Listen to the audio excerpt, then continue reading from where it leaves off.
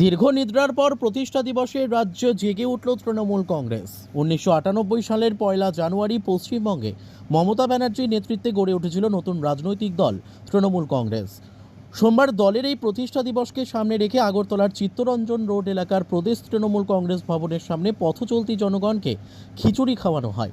ছিলেন দলের রাজ্য কমিটির সদস্য পান্না দে সাহা সহ অন্যান্য কর্মীরা। দীর্ঘদিন পর রাজ্যে তৃণমূলকে কোনো কর্মসূচি পালন করতে দেখা গেল। রাজ্যে তৃণমূল এখন অনেকটাই সাইনবোর্ড সর্বস্ব হয়ে পড়েছে। আজকে মহাতিথি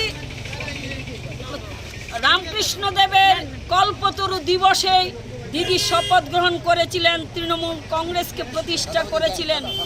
সেই প্রতিষ্ঠাতা দিবসে আজ আমরা পশ্চিমবাংলা সারা ভারতবর্ষের সঙ্গে আমরা প্রদেশ তৃণমূল কংগ্রেসের উদ্যোগে আমরা দরিদ্র নারায়ণ সেবায় মেতেছি। দিদি সবসময় চাইতেন মানুষকে সেবা করো, মানুষের পাশে থাকো।